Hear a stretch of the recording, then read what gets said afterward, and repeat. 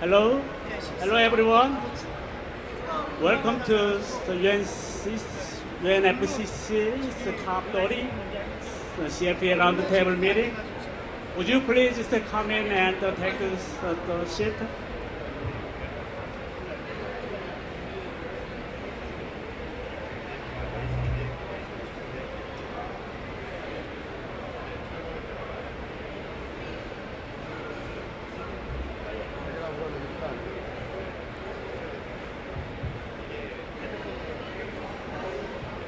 Thank you so much.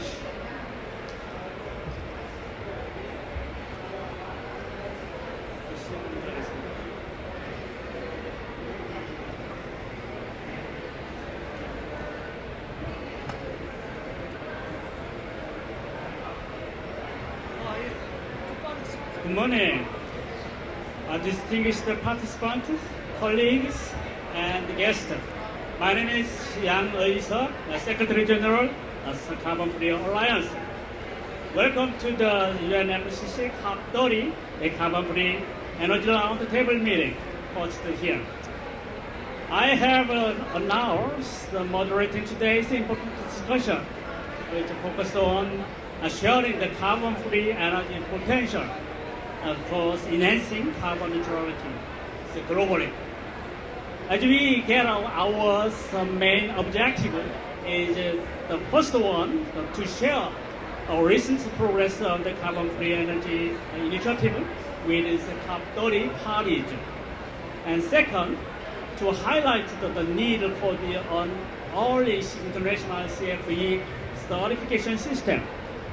And the last one promotes the broadest cooperation with the international organization. We are here joined today by esteemed representatives from the international organization and the research experts and the government officials, all dedicated to advance the CFA agenda. To begin, we will first welcome our opening speaker. Please welcome Dr. Lee Hwae-sung, President of this Carbon Free Alliance. He served as the sixth chairperson of IPCC. Please welcome to the crowd. I welcome our distinguished panelists and participants to the Carbon Free Alliance CFA Roundtable event at COP30. Climate change and the global energy landscape are evolving faster than ever before. As the outcome of the first global stocktake indicated, carbon-free energy plays a critical role, not only in addressing climate change, but also in strengthening economies and ensuring energy security. The message from science and society is very clear. Achieving net zero emissions requires more than ambition. It requires integration. We must integrate technologies, policies, and partnerships across sectors and borders. This is precisely where the carbon-free energy community can lead, by connecting renewable energy, nuclear, and carbon management pathways into a coherent strategy for a resilient, affordable, and inclusive energy future. The Carbon Free Alliance has already championed a technology-neutral approach, empowering every energy source that contributes to a carbon-free economy. Moving forward, CFA will continue to work with partners around the world to align climate ambition, industrial competitiveness, and energy security, ensuring they advance together, not in isolation. Together, we can make the carbon-free transition not only a climate imperative, but also an opportunity for shared prosperity and global stability. I hope today's meeting will contribute to that end. Thank you. Thank you so much. Next is a congratulatory address from Mr. Stefano Marcuccino, Deputy CEO of CFO. This congratulatory speech was recorded. Please. Although we are witnessing strong change in the climate and energy space, let's be honest. Carbon-free energy isn't just a moral imperative. It's the only economically viable option to power the exponential energy demand of the AI era we're just entering. Greetings to all delegates, partners and friends gathered here for COP30. Though I couldn't be with you in person, I'm thrilled to join this vital conversation from afar because when the topic is the future of our planet, no distance is too great to bridge. First, allow me to express our sincere appreciation to the Carbon Free Alliance and its president, Dr. Oisin Lee, for the kind invitation to share our perspective. I speak today on behalf of Sustainable Energy for All, and I want to talk about both the urgency and the opportunity before us in scaling carbon-free energy. The imperative is crystal clear. Our commitments to the Paris Agreement and the SDG 7 are two sides of the same coin, and carbon-free energy is the currency that makes them. It is the foundation of a viable, secure and prosperous future, especially for emerging economies that must grow without repeating the carbon-heavy mistakes of the past. At SE for All, we champion a just and inclusive energy transition, aligned with the G20 Energy Transition Working Group under Brazil's leadership, and CFA remains our cornerstone.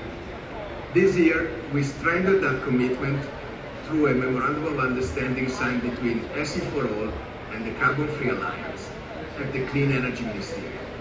Together, we are crafting actionable, scalable strategies to accelerate CFE deployment across Asia Pacific and beyond. Now, ambition without finance is just wishful thinking. To triple renewable energy capacity, we must unlock trillions in private capital, and fast. That means cutting the high cost of capital, streamlining regulatory bottlenecks, modernizing market design, and investing seriously in grids, digitalization, and storage. Initiatives like the UN 24/7 Carbon-Free Energy Compact are already proving that a fully carbonized, reliable power sector isn't a utopian fantasy, it's a blueprint that is working today. And here is something remarkable. Over 80% of the 180 signatories of the compact come from the private sector. That's not just corporate responsibility, it's corporate realism.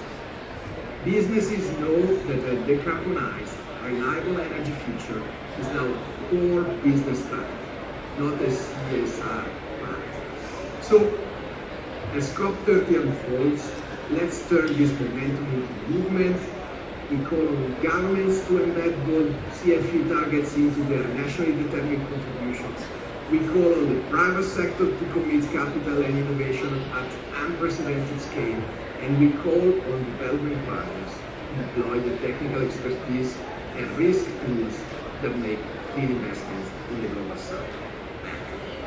Because if we are serious about the climate-safe, economically sound and technologically advanced future, then carbon-free energy isn't just our best shot, it's our only shot.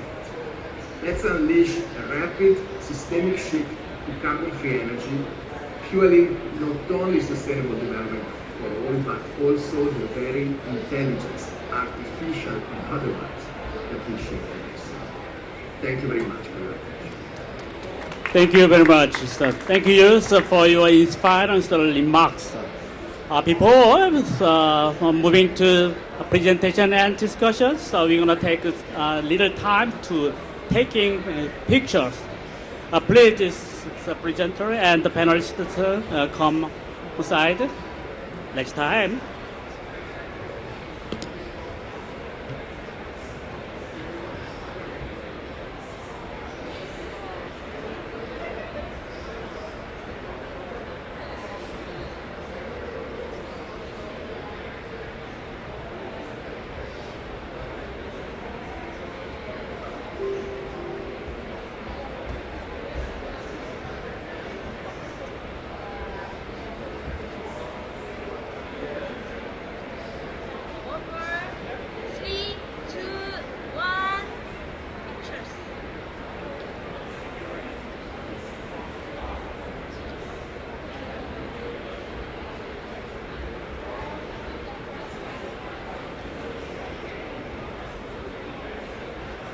Now we are moving to our presentation session. The first presentation on me.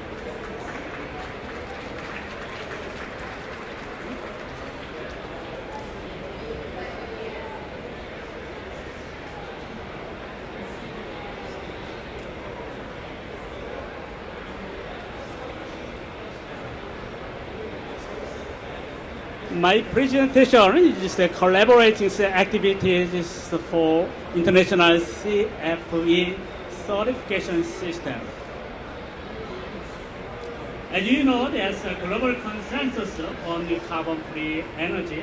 You know that it already is the last 2 years, 3 years ago, the COP28 outcome of the first GST, the so named the UAE consensus. There were just dictated some statements like the accelerating zero and low emission technology, including this renewable, nuclear, abatement and removal technology such as carbon capture and utilization storage, particularly in hard to abate sector and low carbon hydrogen production.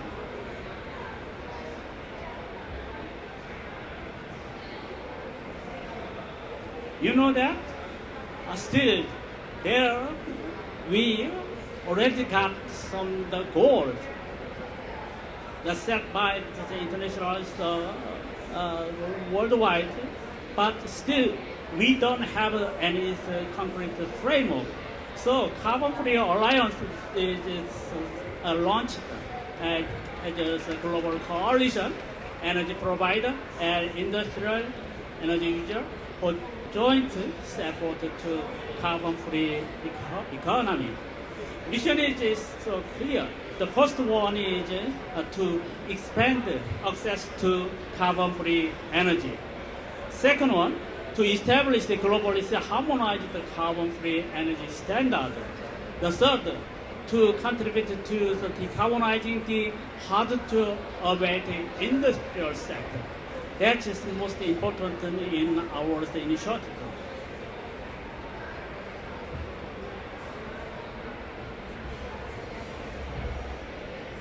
The carbon-free energy initiative, the objective is so clear. First one, the aim to enable both private and the public sector to source carbon-free energy, including electricity, fuel, and the feedstock. Prioritize is first decarbonizing the power sector, and the second, decarbonizing the industrial sector. We also acknowledge and complement the existing international initiatives working towards decarbonizing the global energy system. The process is based on the voluntary participants participating, respecting this principle of common, but differentiates the responsibilities and the respective capabilities in light of the different national circumstances. The CFEI is the offer platforms for high-level dialogue and collaboration among government and private sector, focused on the energy-free energies, carbon-free energy solutions. And CFEI also pursue to facilitate the public-private sector's collaboration to mobilize the investment, accelerate the technology development, and scale up the carbon-free energy solutions through sharing best practices, knowledge transfer, and promoting collaborative forum.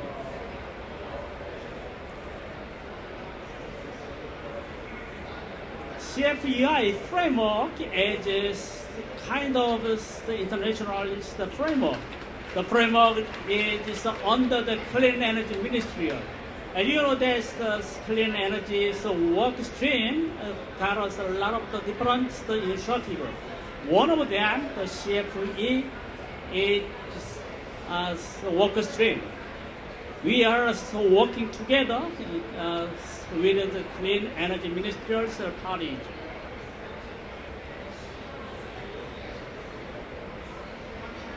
We are collaborating with the participants like the global working group member countries, including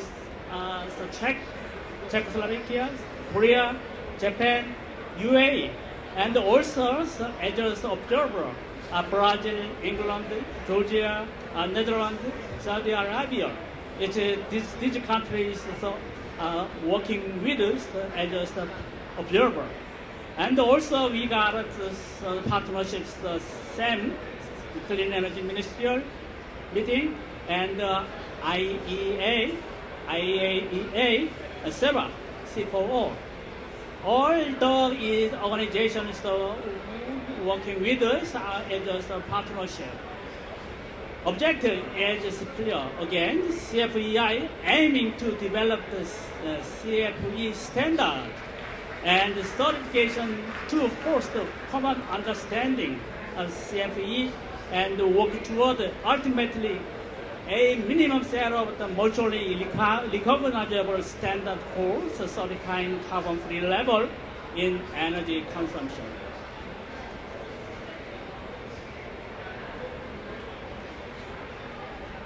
We have action bodies under the CFA. The CFA working group is the CFE certification and standardization, which is aimed to nurture common understanding of CFE and encourage the user to mutually recognizable standard, as I said, for addressing the greenhouse gas emission, as indicated by the G20 leadership statement in 2024. The task of the CFA Global Working Group was the first and third session of the Global Working Group facilitates the discussion for developing a common understanding of a framework for CFA standard and certification. This part will be shown later part. And the fourth sessions of the Global Working Group will set down the standard and the verification framework for carbon-free energy. This includes renewable nuclear, clean energy, CCUS, and other low-carbon options, as I said.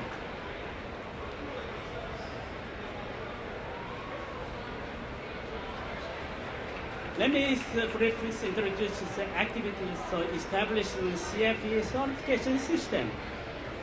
The first one is developing technical criteria carbon-free energy. As you know that still in the world there is no signified CFE certification system and even technical criteria. So we wanted to develop a framework to establish a globally harmonized carbon-free energy standard. Until now, we developed the pillar 1 of the CFE technical criteria. This called the Scope 2 power sector. This is a framework of fundamental design principles ensuring reliability and interoperability for power sectors decarbonization. The pillar 1 is subject to differences in international circumstances and capabilities, respecting this mandate of domestic policy of member government. Second is the pillar 1 is an initial step to foster common understanding of CFE and so work together, ultimately minimum set of the mutually recognizable standard. The last I wanted to say is this pillar 1 is not a framework seeking unified standard. The working group will regularly update this framework, reflecting evolving science and availability of new information.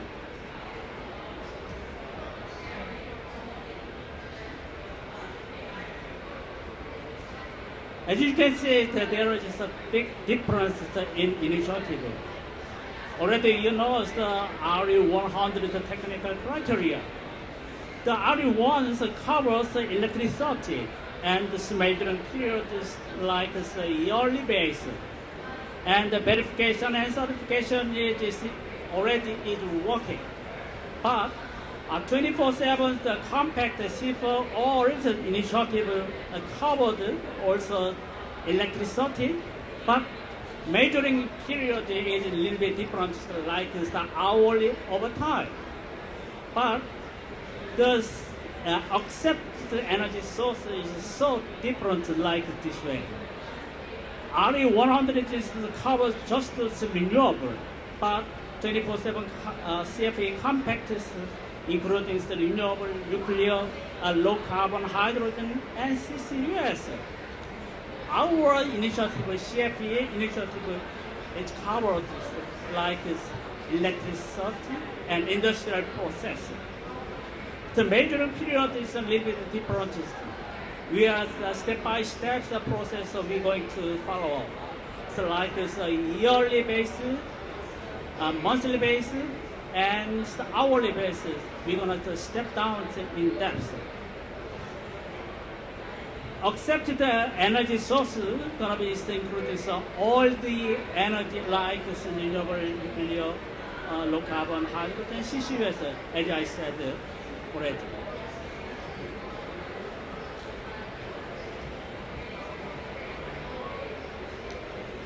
Let me briefly explain what type of the definition or what type of technologies that we are dealing with. Pillar 1, the scope 2, carbon-free energy technology criteria is about electricity. The most important is what is the target and recommended participant. And another important criteria is credible claim to use and procurement, and carbon-free electricity power certificate, and recognize the procurement type for carbon-free electricity, and it's a country projection for CFEC. And another is the big part, so we have to develop some more in detail the appendixes including that area. As you see that CFE technology technical criteria cover all the area of the CFE energy source. There's that including the technologies carbon capture utilizing and also CCUS. And also, so we are dealing with the tracking, temporal correlations, geographical correlation. This technical criteria was developed by discussing in the global working group. Still, it's not publicly open to the international society. But so we will develop and declare as international CFE technical criteria in soon time. Thank you so much for my explanation.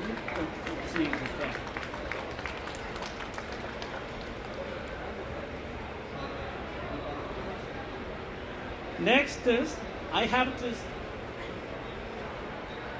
moderate and to speakers the presentation are so busy. But next speaker, I need to introduce Mr.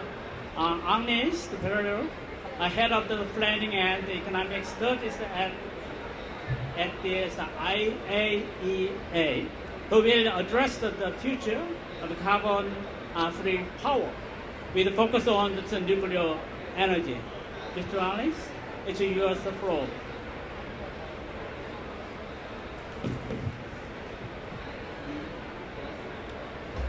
Thank you for inviting the International Atomic Energy Agency here in Belém. I think this is the appropriate place to talk about the value of carbon-free energy to meet the world's climate objectives. So I will give a presentation on the role of nuclear energy today and in the future as well.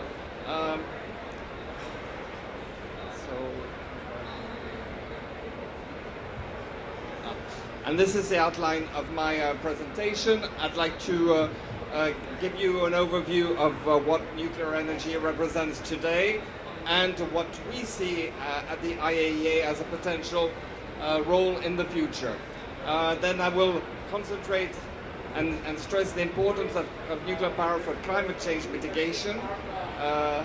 And as I said, this is the appropriate venue to talk about climate change mitigation, and then also talk about some new applications that we see coming. So what is nuclear power today? It's a technology that is operated by 31 countries in the world, and it produces about 9% of the world's electricity and just a little under a quarter of the world's low carbon electricity. So it's quite a significant contribution to decarbonization of the electricity sector. What is the prospects for nuclear power in the future? Well, we're seeing that almost all the 31 countries that are operating nuclear power today are planning to expand their nuclear fleet through long-term operation or the addition of new construction, new build.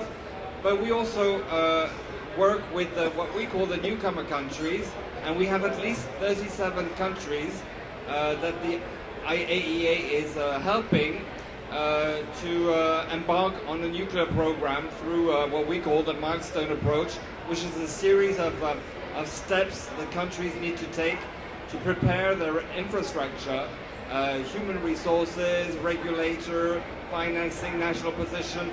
All these are important steps in the process. 3 of the 37 countries are near completion of their first nuclear power plants. That's Turkey, Bangladesh, and Egypt. So in a couple of years there will be 34 countries operating nuclear power. Every year the IAEA publishes what we call our nuclear capacity projections to 2050.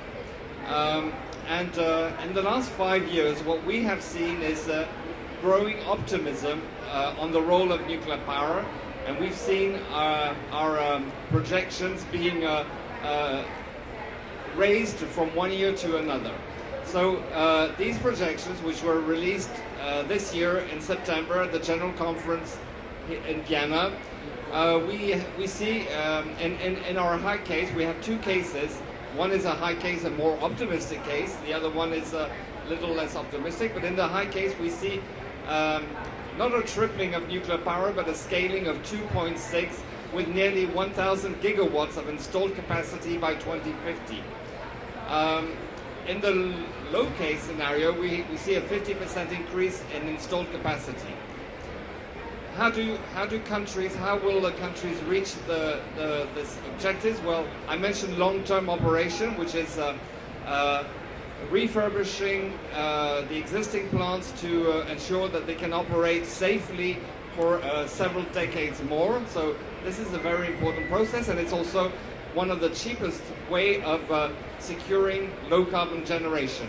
The other one is building new reactor capacities, and what we're seeing this year, more than last year, is that small modular reactors will play an important role in contributing to the capacity expansion. In the high case, nearly a quarter of the new capacity will be made with small modular reactors. So you see, this is another way of showing the charts. You will see that we have on the vertical axis the global capacity increase, and on the red bars show the expansion of small modular reactors in both both the high case and the low case. So why are we talking about nuclear here? Why are countries interested and increasingly interested in talking about nuclear power and investing in nuclear power? Well, there are several attributes that are very important. One is its low carbon and sustainability attributes. The second one is that there is an increasing recognition that a technology such as nuclear power, but hydro has similar characteristics, helps to build low carbon capacity, helps to integrate other sources of low carbon generation like renewables. It does so while contributing to the reliability of the grid, but also contributing by reducing the overall cost of the transition. This has been underlined by the International Energy Agency, and it comes from the fact that if you have a dispatchable source of electricity such as nuclear power in your grid, then you don't need to overbuild wind and solar, you don't need to overbuild storage capacity or grid extension. So this comes at a reduced overall cost. Security of supply is an important attribute. It was one of the reasons why in the 1970s several countries embarked on a nuclear program to reduce their dependency on fossil fuels. So at the time it wasn't a climate related objectives, but today we're in a situation where we need both to improve security of supply by reducing our dependence on fossil fuels for those countries that need to import it, but also to reduce emissions. Contributing to the resilience of future energy systems, we know that with the increased global warming, there are higher frequency of extreme weather events that are affecting all parts of the world, and this impacts the economies, the energy infrastructures. So policymakers need to take into account and need to plan for improved resilience of their energy systems. We have found that nuclear power it is affected by climate change. For example, there can be issues with the availability of cooling for the nuclear power plants, for those plants that are situated on rivers. But there are ways, engineering ways, to also improve the efficiency and reduce the impact. And we found that the latest data is basically 0.3% of the total nuclear generation is lost due to environmental constraints, environmental reasons. So it is there, but it is quite a small percentage of the total generation. And also decarbonizing beyond. Sorry, can you put back the full screen mode? I accidentally. And another attribute of nuclear power is the ability to decarbonize beyond electricity. Nuclear power plants are a source of low carbon heat, low carbon hydrogen as well, and heat, electricity, hydrogen, they're very important energy vectors to help achieve decarbonization of the energy systems. So for secure and clean electricity supply, also for data centers, artificial intelligence, these are all drivers for increased use of nuclear power. So what does the scientific literature tell us? So Dr. Hoo-Seung Lee in his introduction talked about the global stocktake, the IPCC work that provided and informed the COP processes. So we looked at the 6th assessment report of the IPCC, in particular Working Group 3 report on the mitigation of climate change, and also the synthesis report. And what does the IPCC say? Well, when you look at all the scenarios that were analyzed, you have on this chart basically the blue dots and the green dots represent scenarios that are consistent with the goals of the Paris Agreement, so global warming under 2 degrees by the end of the century. And you see that in these scenarios, the electricity mix of the future is made up of all carbon-free energy, a lot of wind, a lot of renewables, wind and solar, but also quite a significant amount of nuclear as well. Actually, most of the IPCC scenarios foresee an increased role for nuclear power in the future. So at COP28, so a few years ago, there was the global stock take that was agreed by all the parties. And the text, as was shown by the previous speaker, talked about accelerating all zero or low carbon emission technologies, including nuclear. At the same time as the global stocktake was agreed, there was also an initiative by member states, 22 at the time, 32, 31 after last year's COP, and I understand that 2 additional countries in this COP have pledged to support the tripling of nuclear capacity by 2050. I showed you our projections. We don't see this tripling, but this tripling pledge should be seen as a kind of aspirational goal. So to achieve this expansion, of course, there are a number of challenges to be met. One of them is financing. We calculated that the annual investment in nuclear technology needs to increase from about $50–60 billion a year. That's the average over the five past years, to over $125 billion a year, or even 150 in the case of the tripling. So we need to explore, and this is one of the work we do at the IAEA, looking at all the financial pathways to supporting a new role, an expanded role for nuclear power. So we see, of course, the role of governments being very important. Governments have always played an important role in supporting nuclear power programs, not just financial, but in terms of policy. We see the private sector increasingly interested in nuclear power, as was mentioned, and this is also one key aspect of the carbon-free energy initiative and alliance, bringing private sector to support all sources of low-carbon energy. So we see this happening. We see also, and this is a more recent development, multilateral development banks expressing or reversing their policy on nuclear energy. In June this year, the World Bank, I think I have a slide on this, the World Bank reversed its policy on nuclear energy. Private sector, I wanted to show this slide, which is from last year, where around New York Climate Week, a number of financial institutions, private financial institutions, pledged to support a tripling of nuclear power. So the tide is really changing, and we are seeing this appetite from the private sector. Multilateral Development Bank, I mentioned the World Bank. In June this year, the World Bank changed its policy. A few weeks later, signed a memorandum of understanding with the International Atomic Energy Agency. The World Bank is interested in 2 specific areas. One is supporting countries with investments in long-term operation, and also interested in supporting the development of small modular reactors.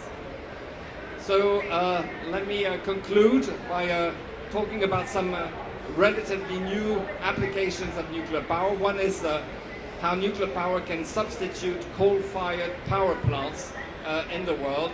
So this year we supported the G20 South Africa Presidency Energy Transition Working Group, and we released 2 reports, but the last one, which was released in October this year, so last month, is a coal to nuclear report.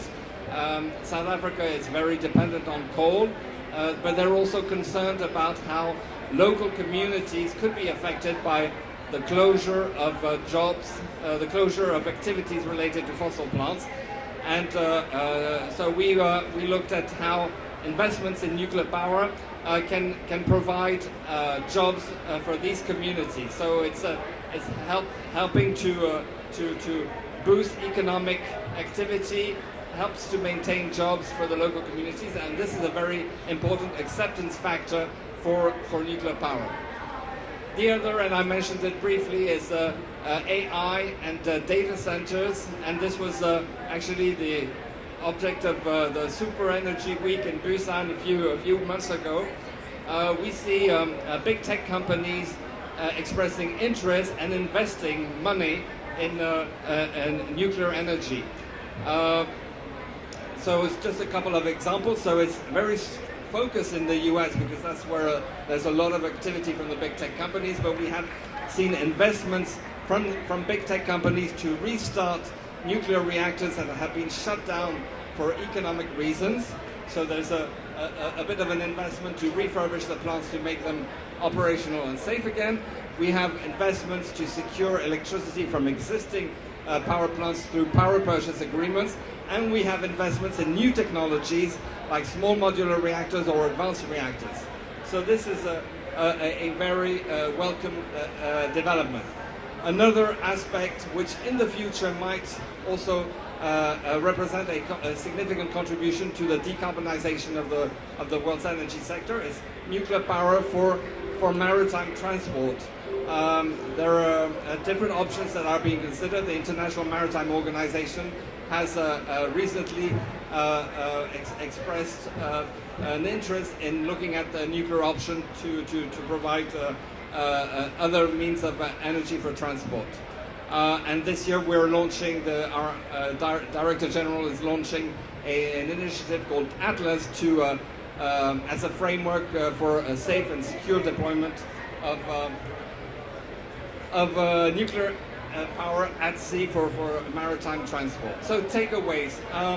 We see nuclear as a technology that is back in the conversations, back also in the investment plans of several companies. Our Director General calls it a return to realism in terms of technology. There is a climate urgency. We're saying we're not on track, and nuclear energy is seen by scientists in IPCC as an important technology to help decarbonize. Increased need for 24/7 clean electricity. This is what this Carbon-Free Alliance is also achieving, what the C4All 24/7 Carbon-Free Energy Compact is about. We have new technologies around, small modular reactors, advanced reactors, and very importantly in terms of finance, we have beyond the role of government, interest from the private sector, interest from multilateral development banks. Thank you very much.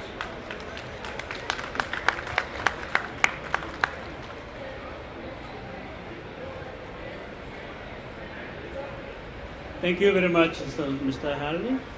So we're gonna move on the round table discussion.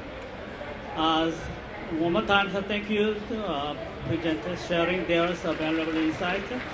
We now open our round table discussion. We invite this brief question and this comments from the audience as times permit. Let me introduce our distinguished panelists. Yoon Jin-young, Director of Economics and Economy and Trade Division, please step forward.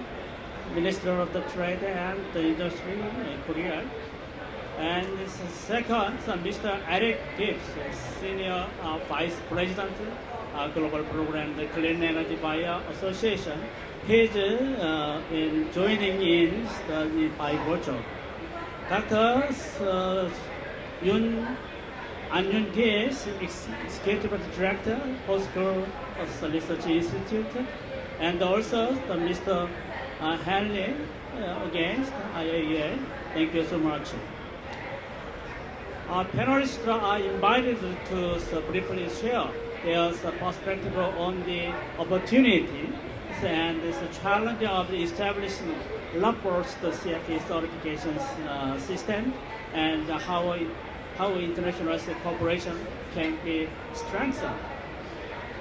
Following the panel input, we'll open the floor to question and insight from all the participants. I encourage and solid discussion focusing on this practical steps, best practice, and opportunity for cooperation. Mr.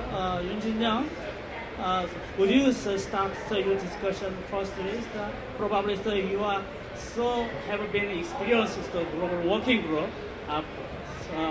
Please share with your experience. Thank you, sir. Welcome. Thank you. And it's my great pleasure to be here and express my intention to why the CFA is very important, not only for the Korean economic development, but also reducing the global greenhouse gas emissions. I want to talk today 3 points, not just another point, just 3 points. Maybe you want to know about the ESG in the business section, environmental and social and governance. But I want to change this in other words, electrification. Nowadays we are very focused on the electrification. And second is G. S means the supplementation between the CFE energies. And G is the government policy of the Korea. And first, I'm going to share about the electrification. As the Mr. said, we are now in the era of electrification. A lot of electricity is needed. Maybe you're going to have some AIs in your phones. I don't think that there is some people who don't have AI apps in your phones. Please raise your hands if you don't have AI apps. So everybody has that kind of thing. It needs a lot of energy.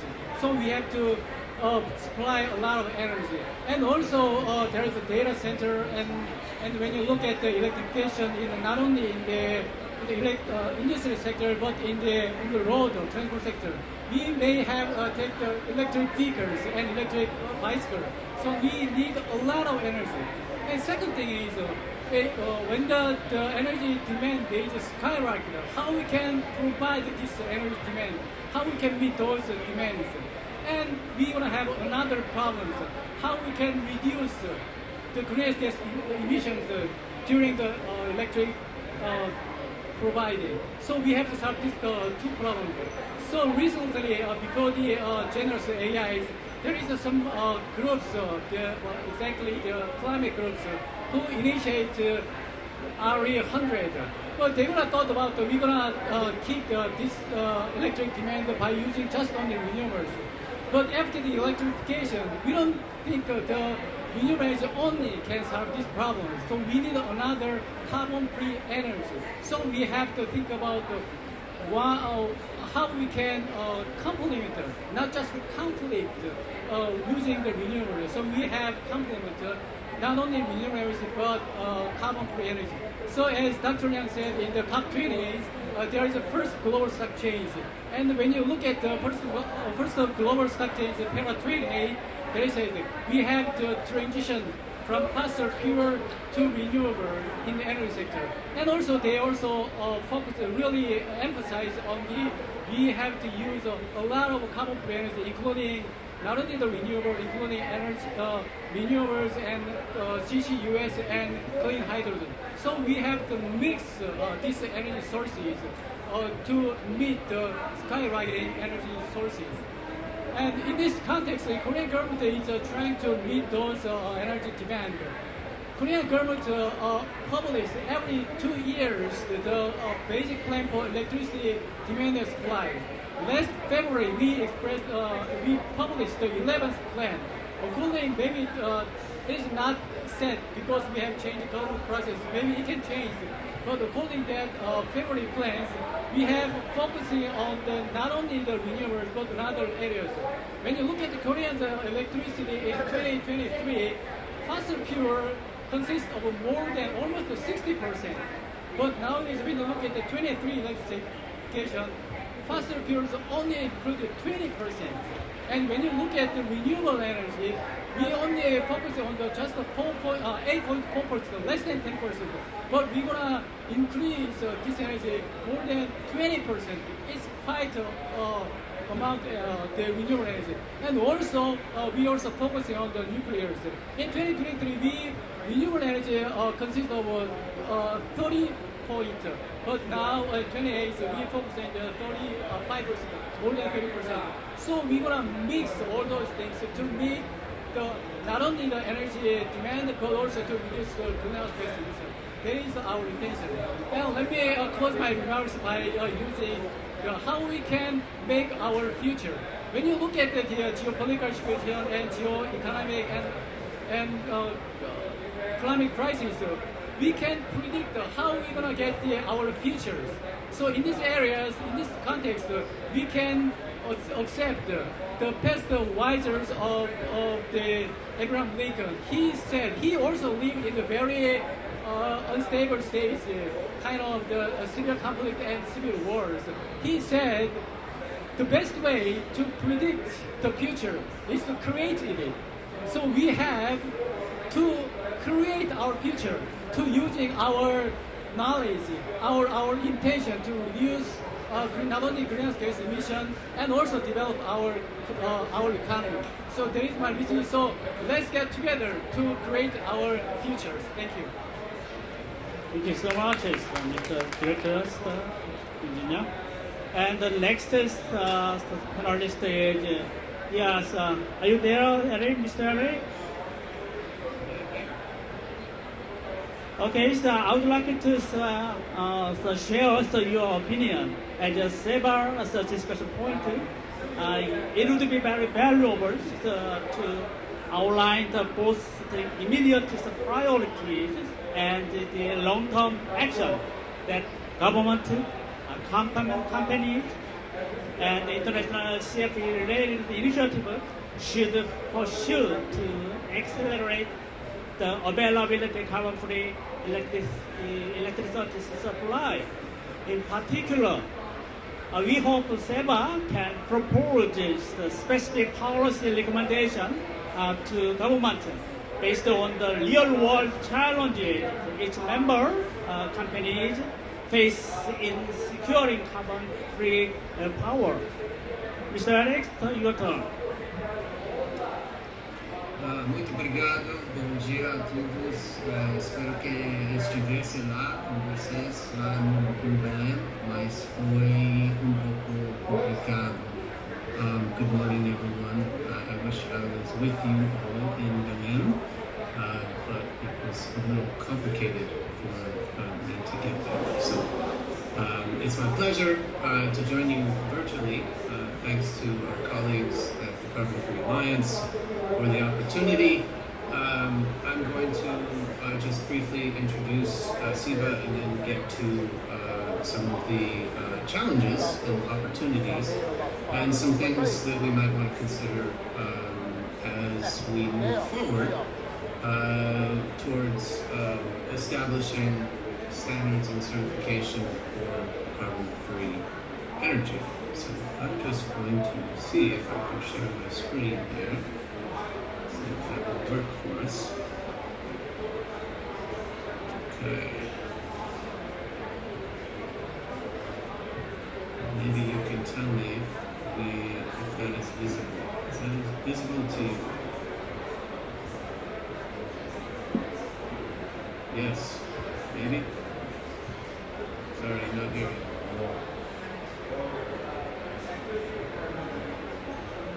Can you hear me? Yes, sir. Yeah, okay, great. All right, so really quickly about SEBA. So we're a business trade association with over 400 members. The combined market capitalization of our members is $38 trillion. And we have a wide variety of members. We have a very ambitious mission, which you can see right there. Our mission is quite simply carbon emissions-free global energy systems. This seems incredibly ambitious in the year 2025, but it's the kind of mission that I think should inspire all of us, especially all of us who are focused on carbon-free energy and the carbon-free energy initiative of the Clean Energy Ministerial. You can see that we represent a very wide variety of companies, some of the largest companies in the world, the largest clean energy buyers in the world, as well as service providers and developers across the spectrum of industries. I want to highlight how important corporate, voluntary corporate clean energy procurement has been in the United States. As you can see, U.S. corporates have procured 115 gigawatts of clean energy in just the past decade. Just to put that in perspective, that's more than the installed capacity of the country of Indonesia. So all this to say that corporates have played a key role in driving clean energy investment and development in the U.S. we see demand growth as an opportunity. So after a long period of time in which demand in the United States remains relatively flat, it's growing significantly. And that's not happening just in the United States, that's also happening in Asia, as you know. So we're seeing rapid demand growth driven by electrification and also, of course, data centers. So Dr. Lama's comments about the super energy week in Busan, when we were together in Busan in August. Big focus on AI is driving energy demand. And what are we going to do? How are we going to power the So, the projections are significant. Whether you're talking about the US, Japan, or throughout Southeast Asia. This demand is happening, and it's going to increase very rapidly. And we're dealing with a number of challenges related to clean energy. And I'm going to speak briefly to them and then move to what we can do. So I think you're all probably aware that the greenhouse gas protocol, Scope 2 guidance is being. I'm going to speak to that in a future slide. But this is incredibly consequential because the greenhouse gas protocol has been really fundamental for corporate voluntary clean energy procurement. Permitting and siting is a huge issue in almost any country. Trying to get projects permitted and cited takes years, sometimes decades. So that's a huge issue that has to be resolved so that we can rapidly develop clean energy. Land availability, particularly in East Asia, whether you're talking about Japan or Korea. Many countries just simply don't have the topography and availability for, say, utility scale solar or wind. Grid capacity is a huge issue, so even if you're adding or countries are planning to add massive amounts of clean energy, the grids, whether you're talking about the United States or elsewhere, are largely grids that were developed for the 20th century, not the 21st century. And so grid capacity, interconnection issues are paramount. And what that means is that a lot of clean energy is being curtailed. And we're seeing increasing curtailment. So it's wonderful that more clean electrons are being generated from different sources, but curtailment is going, and that's another idea. And then finally, cost is a major issue. Given all of these other challenges, in many markets, the cost of clean energy is simply prohibitive. Power comes at a premium, and then clean power comes at an even higher premium, which, if you're a buyer, is not the situation. So, what are the priorities from the corporate energy consumer?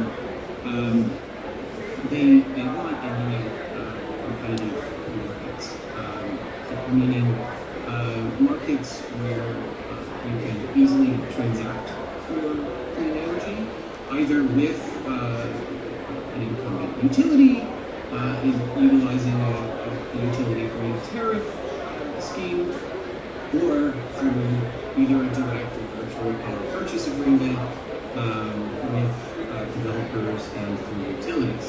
So it's vitally important that the markets are actually designed to be competitive.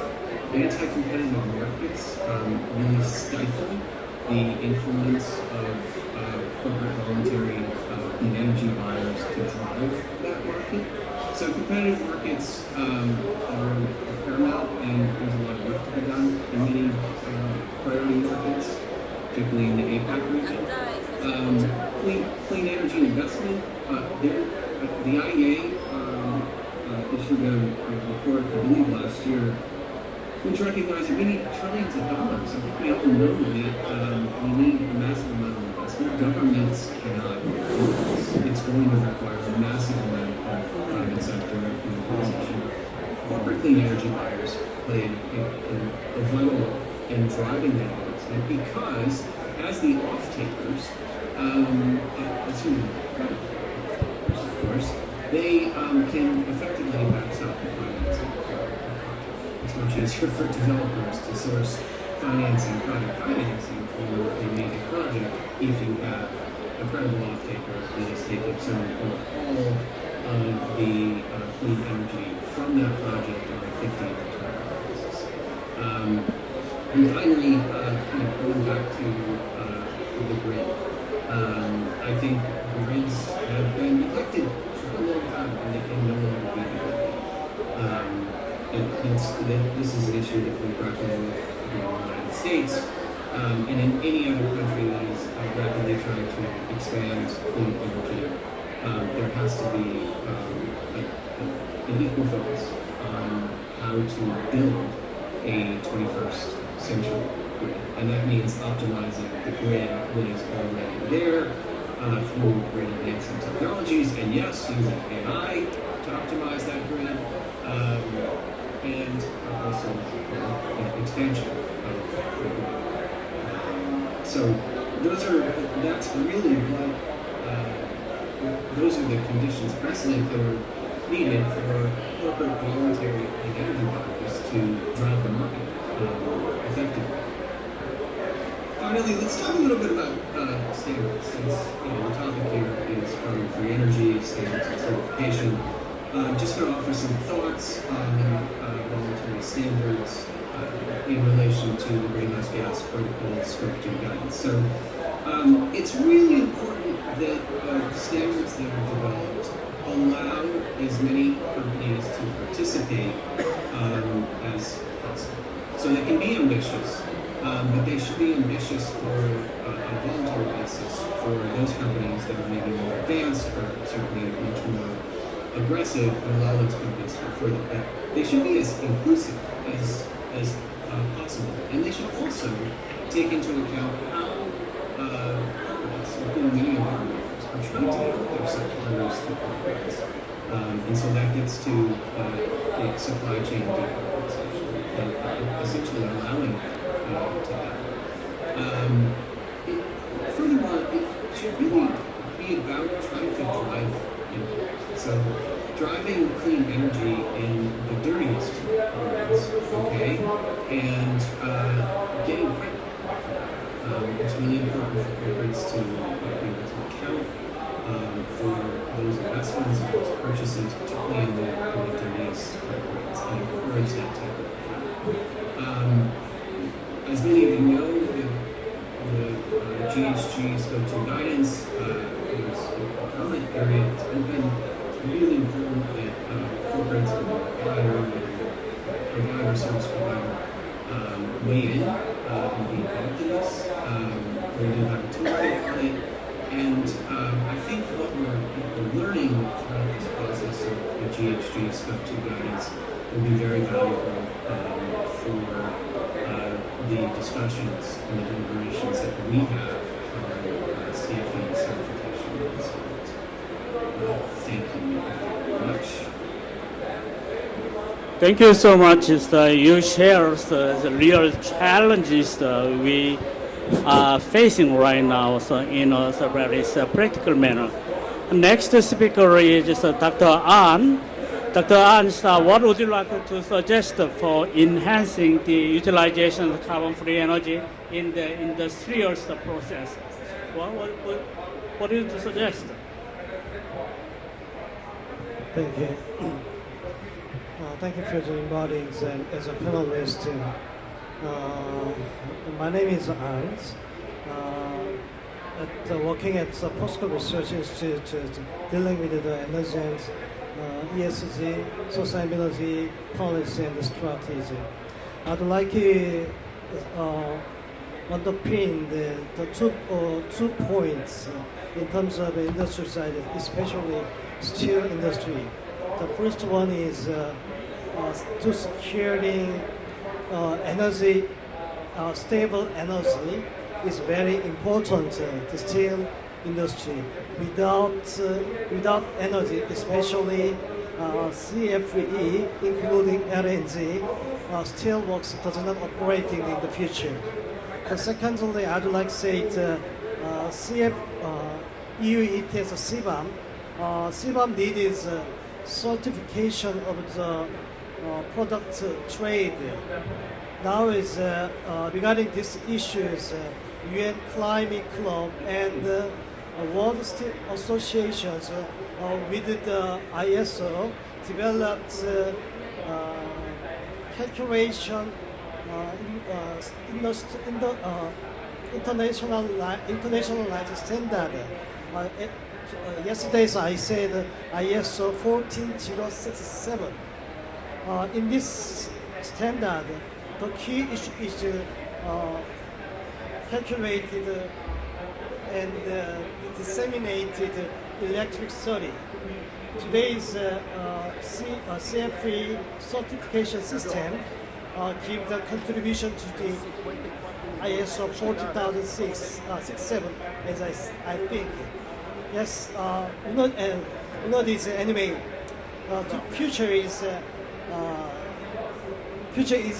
decarbonization economy system signified to secure the energy and low costs, low emissions secure energy based on the electricity and hydrogen. It's two issues very important. So CFE, I think, is give the contribution to solve this kind of the issue. So POSCO and the steel industry have a big interest in the developed alliance, the CFE. And the second point, I'd like to say the certification system. Third party verification of a clean or cleaner energy uses and including carbon-free energy is very, very crucial for the industry and economy, decarbonization economy scheme. With the expansion of the system, such as EU ETS, digital product passports, and eco-design regulation, third-party certification of energy consumption and GHG gas emission during the product manufacturing has become paramount. This process must involve the third-party certifications aligned with the international standard under a global recognized framework. ISO international standards are a prime example, and the IAF International Accreditation Forum is a play a vital role in the certification system. The IAF is ISO international standard. So most of countries, including Korea and EU, must follow this ISO standard. Now is the European Commission using applied EU CBAM law as a calculation of the product GHG emission. I think it's not. The EU Commission must change the rule. EU Commission law into the ISO international standard based on the IAF, just like that. And actually, yesterday's side events of post side events, I argued EU ETS and aviation and the shipbuilding sectors are already proceeding with the mutual recognition agreements based on the IAF. And IAF is an inter-recognition forum founded on the ISO international standard, as I said. An interesting fact is that is that while the European Commission announced it would launch a conformance assessment system, including product certification, for the EU ETS based on the CBAM in October 2024. But it has yet to finalize the relevant delegated legislation. Maybe it is very difficult to apply the product calculation international standard in all the country. So I argue the ISO international standard is very important and play vital role in the new trading mechanism considering climate change issue. It is questionable whether CBAM then indeed be implemented from the next year. Just I'm very ambiguous. I think it is not operated CBAM because of the not preparing for the certification and accreditation scheme. However, it is a fact that EU ETS established ISO 14065, the ISO international standard for a conformity assessment system as an EU Commission regulation is 2008, and it is implementing MRA among the EU member states. The EU Commission already accepted the IS documentation, conformance assessments based on the IS documentation. I call it ISO 14065.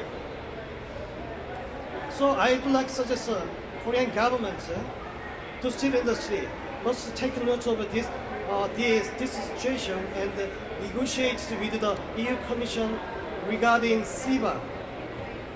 Furthermore, Motier and CATS should oversee the accreditation body for products, just I think. Very important. Motier is deal with the product and product trade with the other country, not a climate government. This is because on 17 January 2023, it was agreed and confirmed internally that Motier CATS would be the accreditation body for products already. Product trade is the fundamental mission of the industry, and the Motier CATS is the body of responsible for the ISO full membership from the 1964 and the international standard. So I strongly argue that among the government, Korean government negotiates set up the exactly government for the product trade. Thank you. Thank you so much. The next is Mr. Haley. As you know that over the world, we don't have any technical criteria which define the nuclear power source as a carbon-free electricity, right? And then from IAEA viewpoint, what we have to do most urgently to overcome in institutional policy, like there is no technical criteria to include CFA energy. What do you think about it? Thank you. I mean, that's a good question. I mean, from a scientific point of view, there have been studies, a lot of studies on full lifetime assessment of low carbon sources. There's one report that was published in 2022 by the United Nations Economic Commission for Europe, looking at the carbon intensity of all low carbon sources, and the nuclear was seen as actually one of the technology that had the lowest carbon intensity. So I think there is data there. The question is how to make sure that this is also recognized in terms of as you say, policies, and there have been some progress. The inclusion of the nuclear in the EU taxonomy, and I think in the Korean taxonomy as well. So these are steps that are going in the right direction. I think what's important is for nuclear not to be considered as something different or special. It should be assessed using the same criteria as other low carbon technologies. So there is work to do, but I think it's moving in the right direction. I would say. Thank you. And so, could you add up some more information or some guidelines related to the SMR? As you know that SMR is so focused on in recent day, and then what is the viewpoint of the SMRs from the IAEA? What should we do for the institutional perspective? So, yeah, I mean, the small modular reactors are attracting a lot of attention. There are a lot of designs. We keep a list at the IAEA of all SMR designs. We have more than 100, but maybe more, around 40 that are in real development phases. Up to now, we have only 2 that are in operation in the world, one in Russia, one in China. There are some in construction in Argentina, in China, in Russia. Soon, I think in Canada there will be one. I mean, they're moving ahead with the construction of SMRs. But there are a number of challenges. One is how to assess the economics of small modular reactors. The first ones will be very expensive, probably they're first of a kind technology, and the model of the deployment of SMRs relies on not the economy of scale which we have for the large reactors, but the economy of numbers. We have to build several tens of the same model, same design with the same supply chain. So what we need to see happening are what we call the order books. That's maybe several utilities in one country agreeing one design and ordering maybe 10, 15 SMRs, but it could be across different countries as well. There needs to be also to accelerate the deployment of SMRs, more harmonization of the regulatory requirements. This is something that the IAEA is working on. We have an initiative called the Nuclear Harmonization and Standardization Initiative, which aims at facilitating, I would say, the dialogue between regulators so that they harmonize as much as possible the regulatory requirements, meaning that the SMR licensed in one country would be much easier to license in another country if there is this harmonization. So these are important aspects. But there's also one, and I cannot speak of SMR technology. There are really many SMR technologies out there, but there is also increasing interest in SMRs, not just for electricity, but for producing heat, district heating, or process steam for industry, including perhaps for steel industry. We see some projects in development in the US, in China. So SMRs also maybe for desalinating water in countries that have scarce resources. So many applications. We're really at the beginning. We think we're at the beginning of this deployment. Personally, I see SMRs reaching commercial stage around 2030, 2035, and maybe we will see this expansion that we're projecting. Thank you so much. So I'm going to ask you one more question about the USA. Are you there, Mr. Eric? Yes, I am. Okay. do you know that AI-driven clean electricity demand is soaring in USA?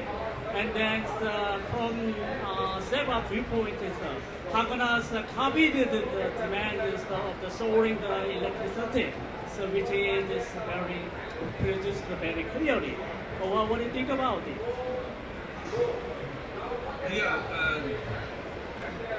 demand from data centers is exploding. I will point out that it's not a nationwide phenomenon. It's actually localized.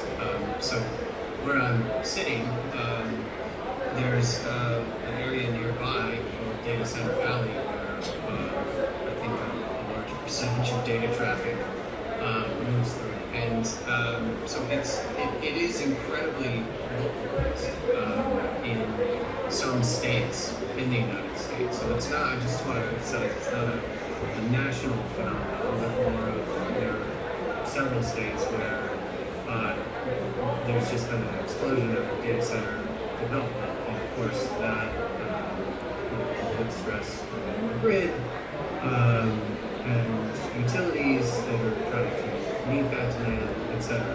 But I would say that what we see is that this unprecedented demand, I shouldn't say unprecedented, there was significant demand growth in the United States, but it was decades ago. We were all much younger. But the demand that we're seeing now is actually spurring tremendous investment in technology. So you're seeing some of our members that are making incredible investments in advanced nuclear technology, in restarting traditional nuclear. In other words, this is actually spurring just a massive investment in carbon-free energy. And that cuts across nuclear, geothermal, carbon capture and storage, where gas turbines will be used, and then in combination with CCS. So I would say from where we sit, this unprecedented demand is also provoking unprecedented response in terms of investment in clean energy technologies, not just traditional wind and solar, but all forms of carbon emissions-free energy technologies, which we find very encouraging. And we're carrying that message to other countries where they are also experiencing tremendous, or experiencing, or will be experiencing tremendous demand from the semiconductor industry, data centers powering 21st century industries and AI, and that this is a massive opportunity for investment at scale in both established carbon emissions-free technologies, but also emerging technologies to get them up the curve faster to commercialization. So to Henri's point about SMRs, in this boom the AI boom can be leveraged to drive SMRs to commercial application and scale much faster than they otherwise would be. And that's encouraging, I think, for everybody. Thank you so much. And right now, so we got a very time limited, but if you have some questions in audience, I would like to take one or two questions. Please raise up any kind of question.